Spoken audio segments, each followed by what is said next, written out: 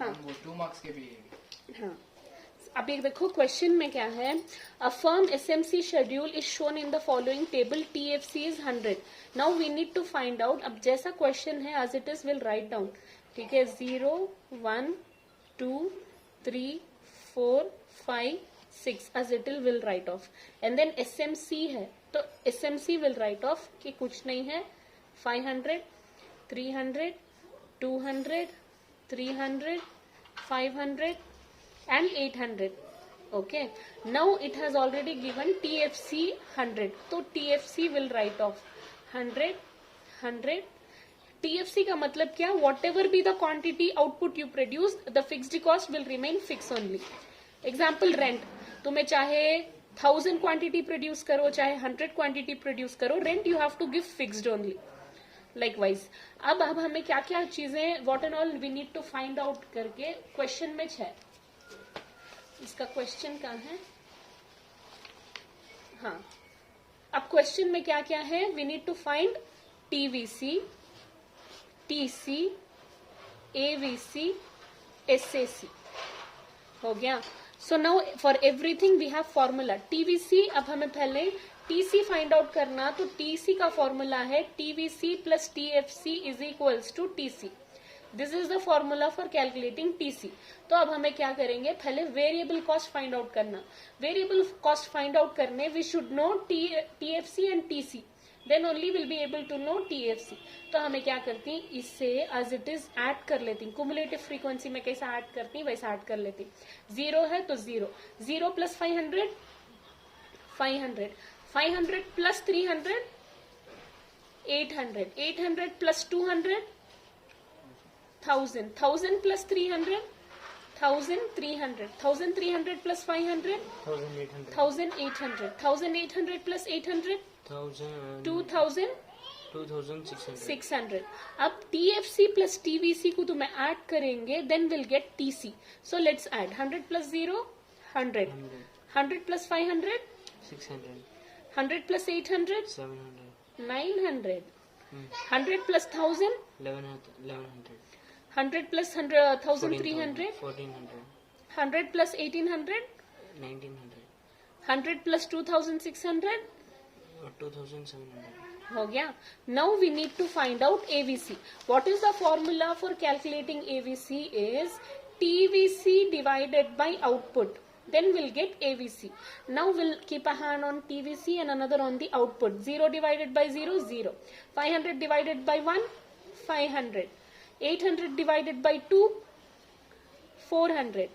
1000 divided by 3, 333.3 something. 1300 divided by 4, करको बोलो मुझे जल्दी कैलकुलेटर में.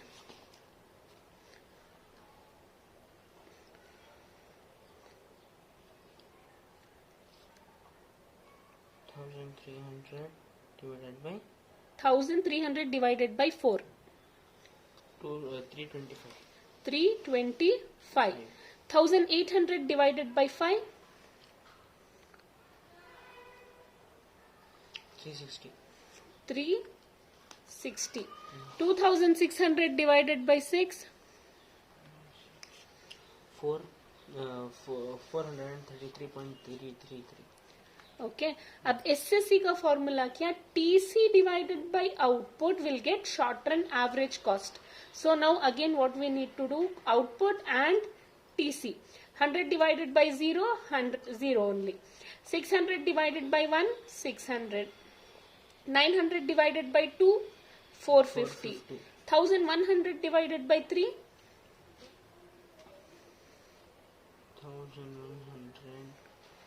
11,000 होगा. हाँ, 366. 1400 divided by 4, 350. 1900 divided by 5, 380. 2700 divided by 6,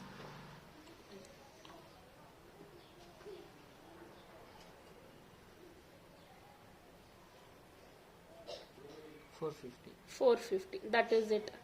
अब तुम्हें जितना फाइंड आउट करें 3 फाइंड आउट करके ही इसका पूरा तुम ना 6 मार्क्स मिल जाता. ये समझ में नहीं आ रहा. टीवीसी, बिकॉज हमें एक बार यहाँ पे क्या कर रहे थे, एसएमसी, एक्चुअली टीसी रहा तो, टीसी तुम ना रहा तो तुम्हें एसएमसी कैसा फाइंड आउट करती, टीसीएन माइनस टीसीएन माइनस 1 करके फाइंड आउट करती. तो जब हम ना टीसी नहीं देखो है बल्कि एमसी देखो है, तो अब हमें क्या करना, ये फॉर्मूला का ऑपोजिट करना, which is MC find out करना है. Then what we need to do, sorry, TC find out करना है. Then what we need to do, MCN plus MCN minus 1. Now अब देखो, जब हम ना फिक्स्ड कॉस्ट को जब हमें ऐड करेंगे तभी हम ना TC मिलता है. तो अब हमें क्या करेंगे, जो SMC है दैट ओनली इज T, जब हमें ऐड करेंगे तो हमें क्या मिल रहा है, TVC मिल रहा है करके we need to assume. After TVC find out करने के बाद will add it with TFC so that we can get TC. ये फॉर्मूला अप्लाई कर रहे हैं समय, MCN प्लस MCN माइनस 1, यानी कि MCN plus MCN minus 1. 500 plus 0 500 only, कुछ नहीं आता है फर्स्ट का. 0 बाद 500 500, 500 प्लस 300 300, 500 प्लस 300 800, 800 प्लस 200 1000, 1000 प्लस 300, खाली ऐड करते जाना. सो यहाँ तो कुछ नहीं है एज इट इज, यहाँ 500 है 500, यहाँ पे next 500 plus 300 800, 800 plus 200 1000, 1000 plus 300 1300, 1300 plus 500 1800. तो likewise any how you should have to add. ये हो गया. Now we are going to discuss important 6 marks. So now shift in demand curve. What is mean by, the question is explain the movement along the demand curve and shift in demand curve. So first of all we need to understand what is movement and what is shift. So movement along demand curve, the amount of goods consumer chooses depends on the price of the good. Okay, the more the price, the less the quantity demanded. The less the price, the more the quantity demanded. Okay, and the movement is happens due to many of the reason, price of substitute, income, taste, preference, everything remains constant. The demand function is related to price of goods and income and other things being equal. On that situation, the movement happens. The movement happens because of the inverse relationship between demand and price. The more the price, the less the demand. The less the price, the more the demand. So that there is a movement in the demand curve, whether the demand can go upward or else the demand can go downward. It is completely when the price, and because of the price, due to changes in price and other things being equal, there is a movement in demand curve, whether it can be up or it can be down. In the same place, when there is a movement, we'll call it as movement in demand curve. Okay, so here we have written, the higher the price, the lesser the quantity demanded, and lesser the price, the higher the quantity demanded. When demand curve moves upward or downward, it is called as movement in demand curve. Now let's understand what is mean by shift in demand curve. Shift in demand curve, here will keep the price same. Okay, the price is same here, but still due to certain other things there can be a shift. For example, income. First, when income of the consumer increases, automatically the demand for the normal goods increases and the demand for the inferior goods decreases. When income increases, the demand for normal goods increases. This demand curve shifts towards rightward, from left to right. And when income increases, the demand for inferior goods decreases. So the demand curve decreases downward from right to left. Okay, first thing is the price is same, but still we have a shift in the demand curve due to change in income. Normal goods increases, inferior goods decreases. The same thing we can be happen with the price of substitute and complementary goods. When complementary, for example, when the substitute price increases, I am selling EP, and all in sudden EP is 5 rupee, Maggi is 5 rupee. All in sudden Maggi price increased to 7 rupee. Then all the people will come and purchase EP. By that what happened? The demand curve will shift rightward, from left to right. The demand will increase for EP. Okay, from D to D1 it will increase to rightward, or else, for example, now what happens if the complementary goods price increases? Example, the petrol price increases, then there will be less demand for bikes. Okay, so that this demand curve will shift from rightward to leftward. Okay, the demand will slow down as there is an increase in the prices of onions. What will happen? The prices of other things will also increases in the restaurant, so that the demand will get reduced. When there is increase in the complementary product price, then our demand will reduce. When there is increase in the substitute price, then our demand will increase. Our product demand will increase. So that is called as shift in demand curve. When the price is constant, but still there can be shift due to change in income or due to change in price of substitute and complementary goods. That is what you need to explain into this. First you need to describe about the movement. In secondary you need to describe about the shift. Okay, so when price is constant, shift in demand curves occur due to change in consumers' income. First, income can be of normal and inferior goods. When income increases, the demand for normal goods increases, to which demand curve shift rightward from D to D1. When income increases, the demand for inferior goods decreases, to which demand curve shift from leftward from D to D2. Substitute and complementary goods. When price of substitute goods increases, the demand curve of our product increases. So the demand curve also shift rightward from D to D1. When price of complementary goods increases, the demand curve of our product decreases. So the demand curve shift leftward from D to D2. I hope this gonna surely benefit you to answer important 6 marks.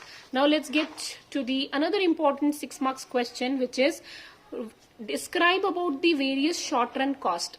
Various short run cost, if you define 6 cost, is much enough for you to get 6 marks. First we have total fixed cost. So in short run there are some factors of production which cannot be varied. It remains fixed. It does not change in any of the level of the output you produce. So that kind of a cost is called as total fixed cost. And then total variable cost. In short run it can be rent, example rent. Okay, here it can be labor. Total variable cost in short run, to produce any requirement level of output, the firm will vary input. The variable input cost incur. Whatever the cost incurred to employ another variable input is called as total variable cost. Total cost, when you add total fixed cost plus total variable cost, overall the cost which you obtain, which you get, that is total cost. After that we have SAC, which is short run average cost. Total cost divided by output, you get short run average cost. Average fixed cost, total fixed cost divided by output, you will get total fixed cost per output. Average variable cost is equals to total variable cost divided by output. The total variable cost per output we obtain average variable cost. SMC, short run marginal cost, to which the formula is TCN minus TCN minus 1. The additional cost incurred in order to produce additional output is called as short-run marginal cost. After that you need to draw this table. This is not compulsory. If you add it is going to add more value to your 6 marks. You just have to imagine some of the imaginary figures. Labor 1, 2, 3, 4. Fixed cost, let it be 100. Total variable cost, you just change the cost, okay, increasing manner. When you add this two, you will get total cost, and then average variable cost, this divided by this, you will get average variable cost. Average fixed cost, this divided by this, you will get average fixed cost, and then this divided by this, you will get SAC, and then TC, difference between them. 100 minus up, we don't have anything, will just 0. 200 minus 100, 100. 220 minus 220. 240 minus 220.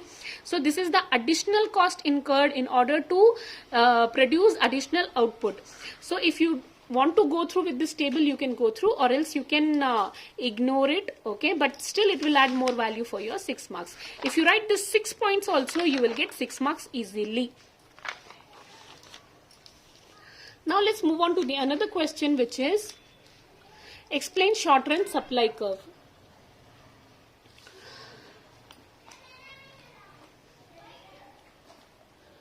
Explain short run supply curve. Firm maximizing output when market price greater or equal to minimum of AVC.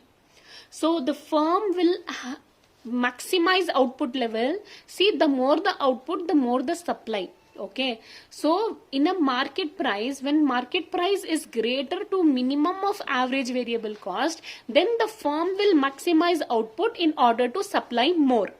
So here we need to fulfill this three condition.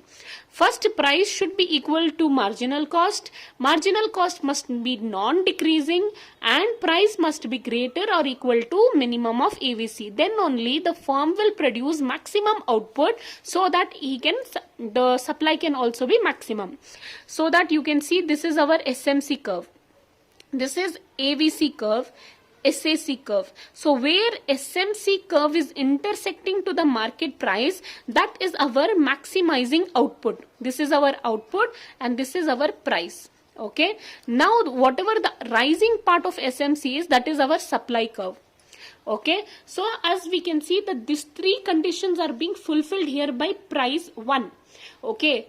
The thing is, price is equal to SMC. SMC is non-decreasing, it is increasing. And third is, price should be greater to AVC. Here you can see there is a difference between AVC. Price is greater to AVC. So here all the three conditions is fulfilled when the price is P1. Okay. Now if the price is P2, you can see that average variable cost is increasing and price is not equal to SMC. Okay, so that these conditions are not met in when the price is P2. At this condition, the firm will not produce anything. The firm will produce zero output. Okay, because the firm will face heavy losses if they produce in this kind of a condition. Example, they are having the cost of 100 rupee and they need to sell the market price is 50 rupees. Then in such situation, the firm will not produce anything. Okay, by combining this both situation, we have to find out the supply curve. Okay, we have now gone through with both the situation. When P1 is there, when P2 is there, we have gone through with both the situation. Now what will be our supply curve? Okay, by combining both the situation, we come to conclusion when price is greater or equal to minimum of AVC, firm will produce positive output. When price is less than minimum of AVC, then the firm will produce zero output. When SMC is on rising part, that shows the supply curve of the short run. Here you can see this is our SMC, and where the price is intersecting to SMC, that is the quantity. That is the quantity, and even P is equals to AVC. Here we can see AVC is equal to P. In this situation, till here this situation, the rising part the firm will supply. Once the AVC is greater to price, then the firm will have zero output. Okay, I hope it is clear for you. Yes, I hope it is clear for you. If you found this video helpful, I hope it might be helpful. Okay, let me explain one again in this. Here, see, this is our SMC. Okay, and this is our market price. This is market price. This intersection is our quantity, the maximum quantity the firm will try to produce, so that the rising part is our supply. Okay, as still whenever the AVC curve is down, okay, lesser, then the firm will try to have maximum output. Okay, and this is SAC curve. When AVC is lesser to price, the firm will produce more. If the price is P1, in this situation, as you can see, the price is lesser to AVC, means the three conditions are not met. P is equals to MC is not met. See here P in MC, where it is MC, it is not met. Second, MC must be non-decreasing. Here it is increasing. We don't have SMC itself. It's not able to touch over there. And MC is non-decreasing is also. It's not even touching also. So that is also not. P should be greater to AVC. This condition is also not met here, because you can see the AVC is greater to P. In this condition, the firm will produce zero output. In this condition, all the three conditions are met, so that the rising part of SMC is our supply curve. That is what you need to write. Okay, I hope this video is surely gonna help. We'll move on to the next. Another very important question, students. By this, whatever the 6 marks we have referred, surely it is going to help you so that you can score to the best. Okay, now let's go through with the another question, which is market equilibrium under perfect competition with fixed number of firm. Okay, when fixed number of firm, how we are going to determine market equilibrium, and that too in perfect competition. So first of all, we need to understand that in perfect competition, both buyers and sellers are price takers. Okay, price is determined with the help of demand and supply. Equilibrium means state of rest. State of rest means a state of balance where there is no tendency to change or move. The upper or positive sloping from left to right is supply curve. It means the upper. Okay, this is our supply. From left to right, when it is going downward, this is our demand. The negative or downward sloping from left to right is demand curve. The intersection between them is the equilibrium. Okay, where quantity demand is equal to quantity supply. State of equilibrium to determine equilibrium price and equilibrium quantity. So this is our equilibrium quantity and this is our equilibrium price. Now we need to draw a table. When price is less, demand will be high and supply will be less. Because when you see with the perspective of the producer, when price is less, why do the producer will sell when he is going to get very lesser profit? Okay, in the producer point of view, he'll supply less. But in the consumer point of view, when you are getting something very cheap price, you will try to buy it more. Okay, the higher the price, lesser the demand and more the supply. Because in the producer perspective, he will supply more in order to earn more profit. Okay, after write down the imaginary figures. Okay, 10 means 100 demand, 20 of supply, 20, 80, 40. Here we have 30, 60, 60 equilibrium, and then 40, 40, 80. Okay, after this we have to draw a diagram. Diagram is very easy. Okay, what we need to do, see, this is our supply, this is our demand, this is our equilibrium point where we get equilibrium quantity, where we get equilibrium price. Okay, so this is equilibrium price. Now what happened, this is the situation where quantity demand is equal to quantity supply. Okay, if I reduce the price from P to P1, then what happens? Supply is less and demand is more. Here we have excess of demand. Excess of demand because demand is greater and supply is less. If I increase the price from P to P2, then what happens? Demand is less, supply is more, because here we have excess of supply. Excess of supply. See, the demand is of this quantity, but supply is of this quantity when the price is high. When price is low, demand, supply is of this quantity and demand is of this quantity. Okay.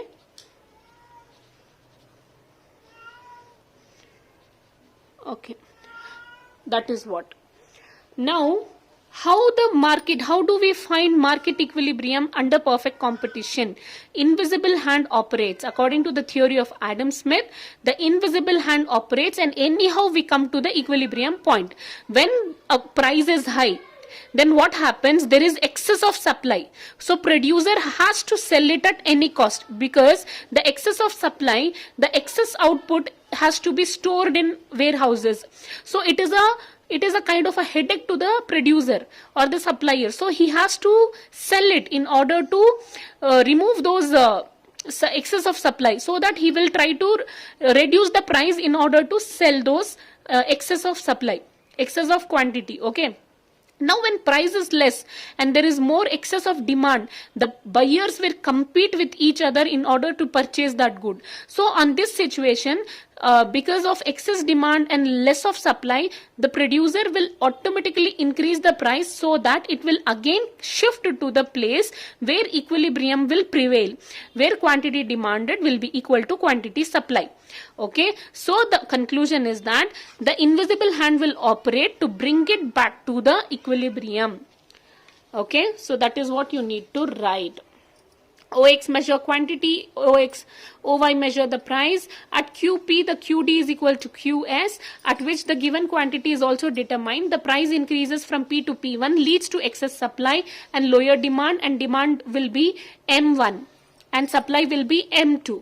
Okay, and when price is decreased from P to P2, leads to excess of demand of M2, demand of M2 and supply of M1.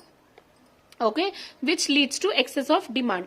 So anyhow, the buyer will compete each other to buy, to which the price will automatically get increased. So the conclusion is invisible hand will operate to bring it back to equilibrium point in both the situation. When price is increased on that situation also, the price will come back again to equilibrium.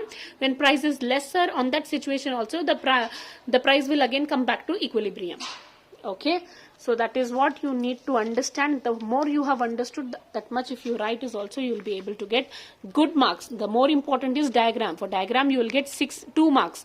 The diagram explanation you will get 2 marks. The definition,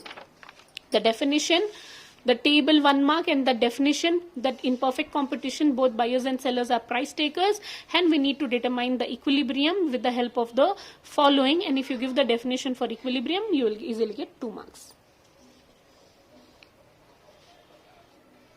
We have discussed all of this 6 marks one by one.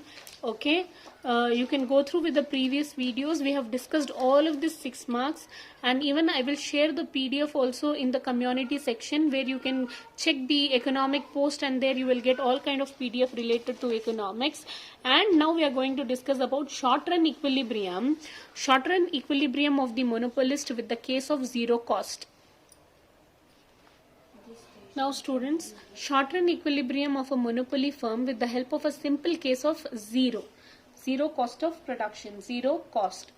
Now under this, we need to understand the profit maximizing behavior of a monopoly firm at which the quantity and price, at which price the product will be sold. Okay, so total revenue minus total cost is equals to profit.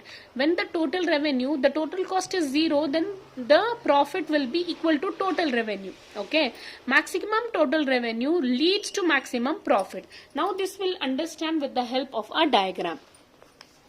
So this will measure price, this will measure output. 0x we measure output,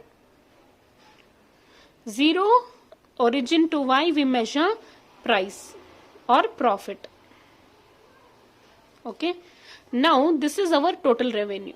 It keeps on increasing. Okay, and this is our average revenue. Average revenue, it means demand. Average revenue is demand, and this is our marginal revenue. So where the marginal revenue is 0, from above this is our profit. Okay, where the marginal revenue is intersecting to AR, this is our price. This is our price, this is the quantity, and this is the profit. The profit is being defined in the shaded area. Now, if this is quantity is 10, okay, this is 10 units, and the price is 1, 2, 3, 4, 5. So, the unit is, how much of unit? Quantity is equals to 10 units. P is equals to rupees 5.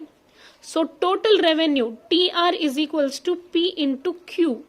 So, TR is equals to 10 into 5. Total revenue is equals to 50. Now,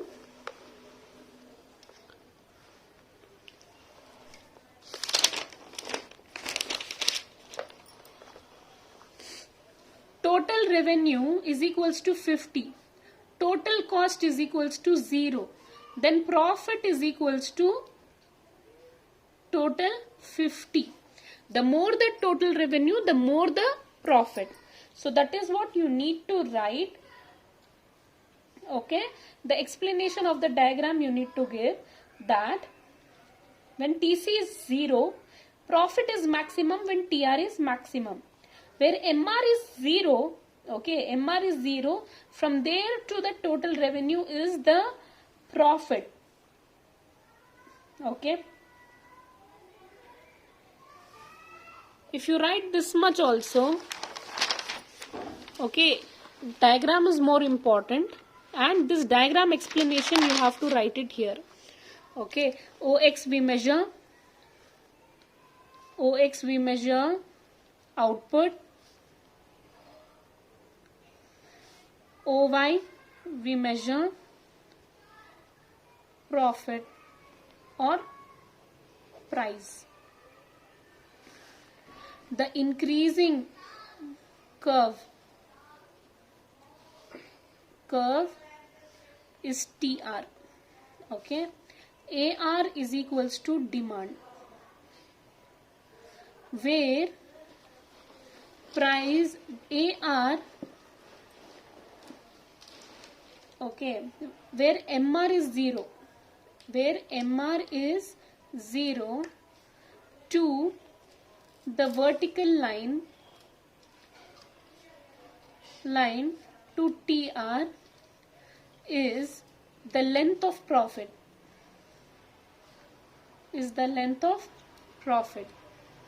We'll give a point as A. Okay, AR is equals to demand, where the line of profit, the profit line intersecting AR, there we determine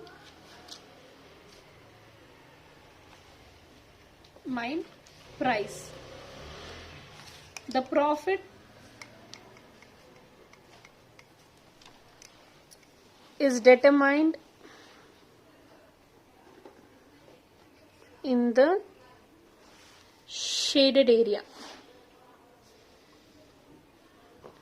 as TR is equals to 10 into 550, TC is equals to 0, profit is equal to total revenue, which is 50. The more the total revenue, the more the profit.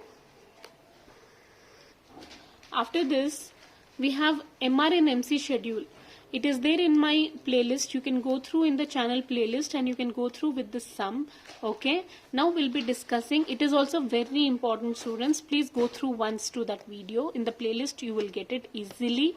And after that, here we have expenditure method. Very easy. We'll explain.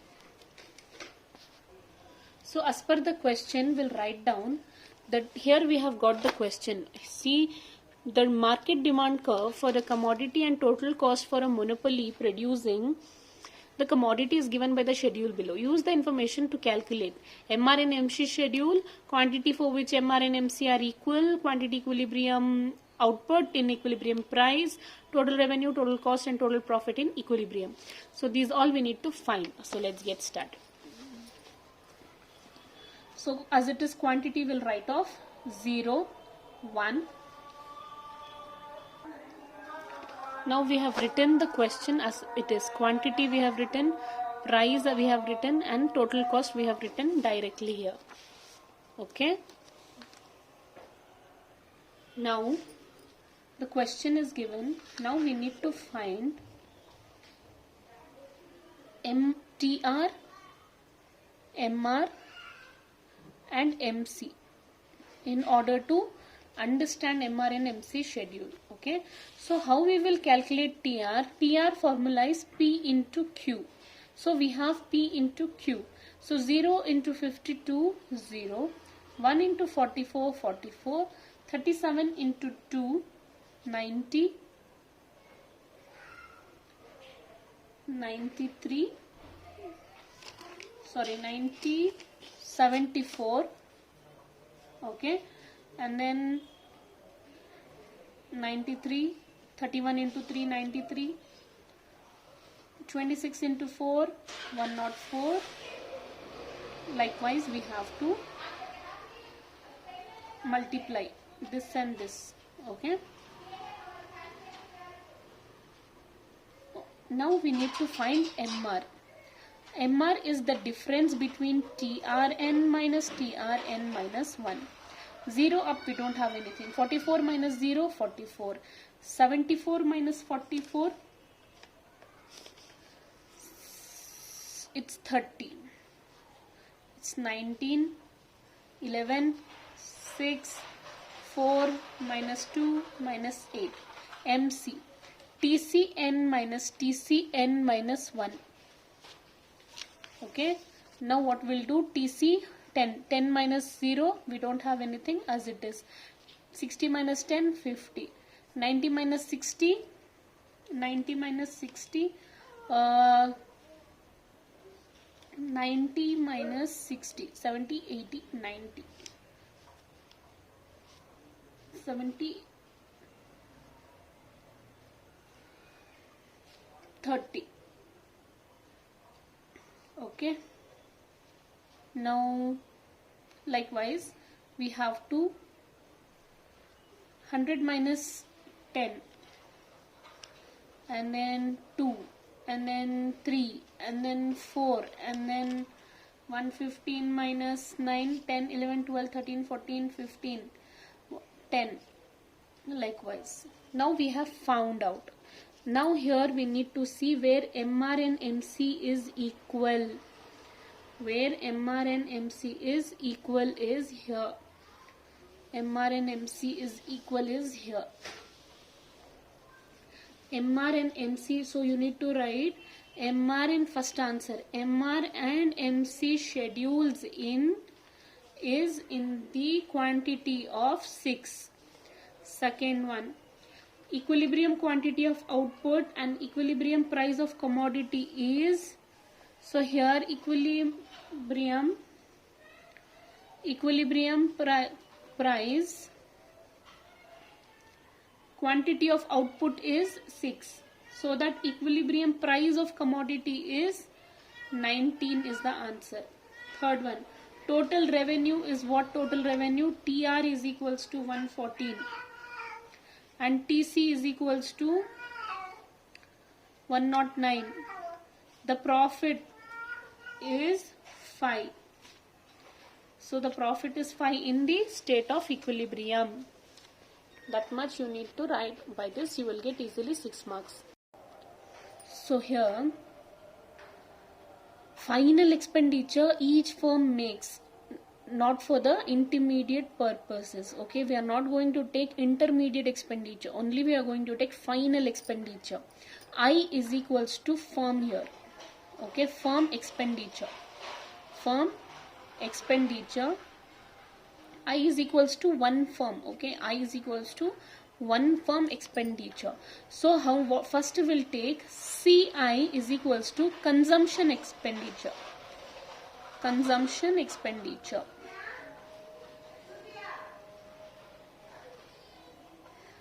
And then II is equals to investment expenditure.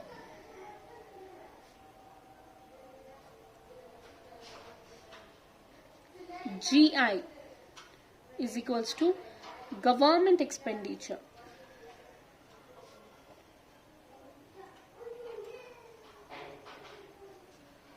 XI is equals to export expenditure.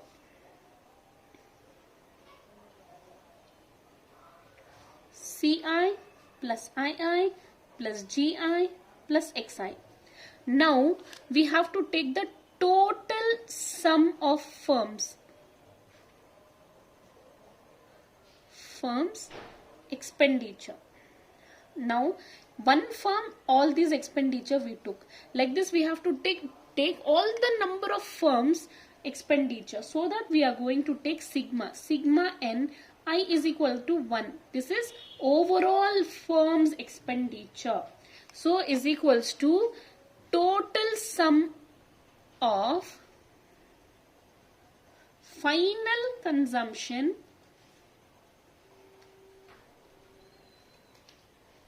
investment, government expenditure, export expenditure. Okay, now we are going to take, for everything we are going to take sigma. Okay, this is expenditure received by total firm. Okay, now for everything we are going to add total. Okay, total n I is equals to 1 consumption expenditure plus total n I is equals to 1 investment expenditure plus total n I is equals to 1 government expenditure plus sigma n I is equals to 1 export expenditure. So first we have to write expenditure, total number of firms expenditure. Okay. Third is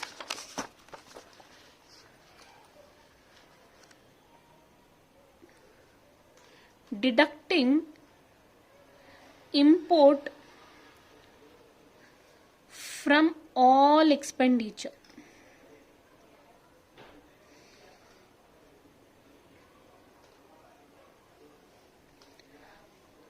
CI minus CM, I minus IM, G minus GM, X minus XM.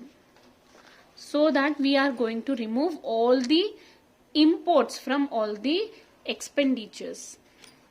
So now what we are going to do, N I is equals to 1 is equals to C minus CM plus I minus IM plus G minus GM minus plus X minus XM. Now what we are going to do, C plus I plus G plus X. Okay, minus everything we are going to write it CM plus import we are going to remove GM plus M. Okay, by this we come to the conclusion C plus I plus G plus X minus all this in 1M. Okay, so what is import? M is equals to import, M is equals to CM plus IM plus GM. This all import expenditure has to be removed from export is equals to sigma Ni is equals to 1 RV is equals to C plus I plus G plus X minus M. So these are the aggregate expenditure. By foreigners, we are removing it in the manner of import. Whatever the money has gone to the foreign, that we are going to remove it. By that we are going to get the overall expenditure under expenditure method.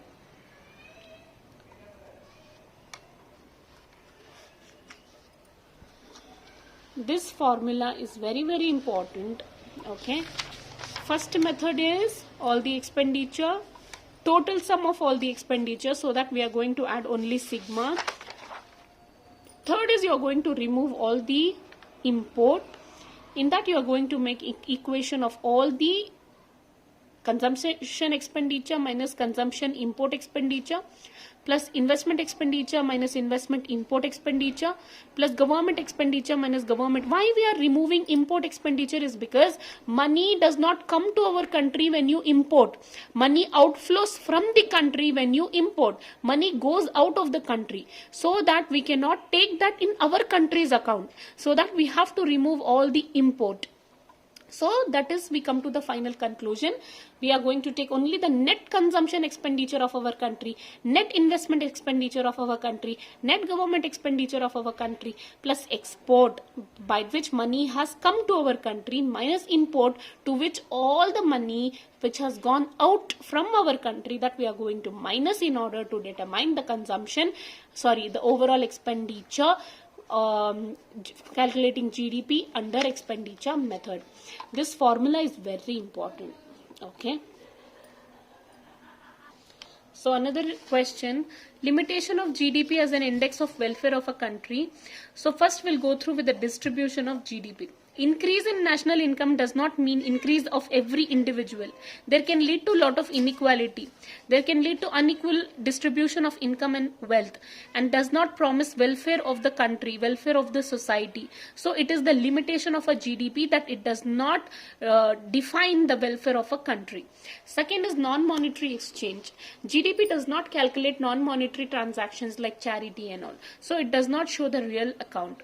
Third, in rural areas and all, they'll go mostly with the non-monetary exchanges, so that we are not including those exchanges in calculation of GDP. So it also acts as a limitation for the welfare of the country. Okay, it does not showcase. Only to have good GDP does not become that country is prospering, the country is does not showcase the welfare of the country. Externality. People can neither rewarded nor penalized for good and bad they contribute to the country's economy. For example, negative externality. If the firm pollute the atmosphere by dumping the waste in river, or by polluting with the waste in the air, so to which they are not penalized. Positive externality. If the firm increases output and contribute to GDP, they are not even rewarded. So the externalities are limitation to the GDP. So GDP does not promise the welfare of the country. So these are the limitation of GDP, as it does not showcase the welfare of the country. The question is,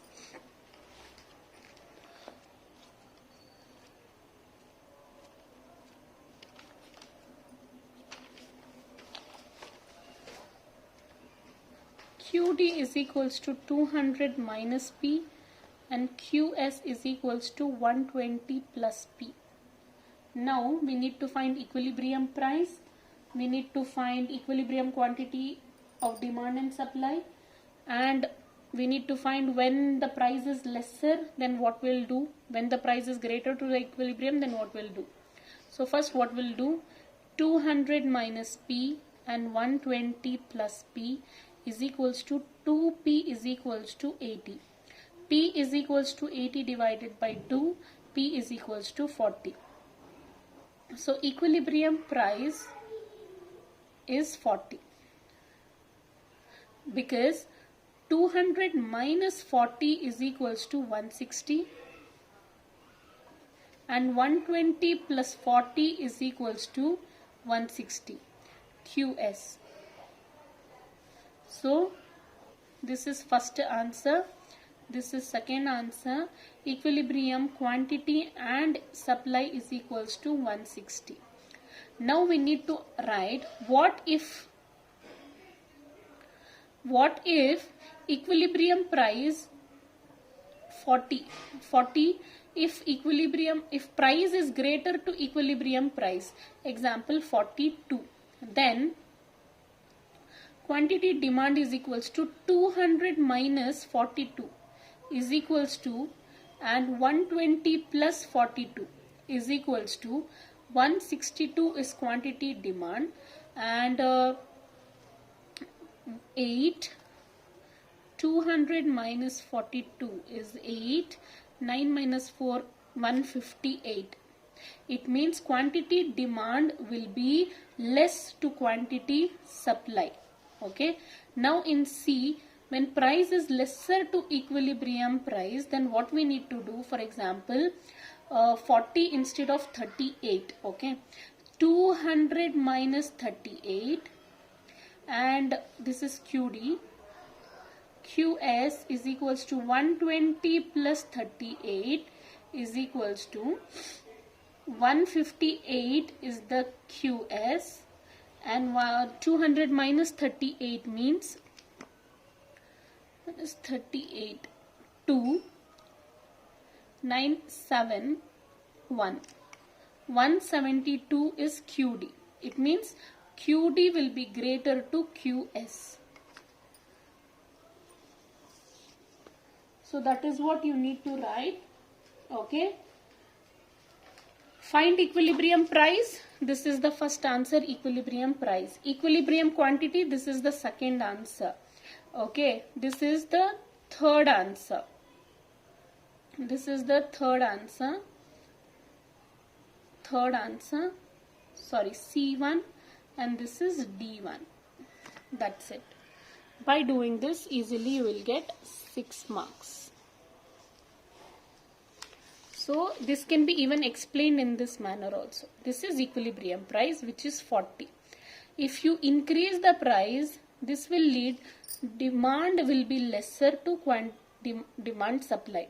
If you decrease the price, then we'll have excess demand. Quantity demand will be greater to quantity supply. So if we keep the price 42, then this situation. If we keep the price 38, then this situation. So this is the equilibrium price.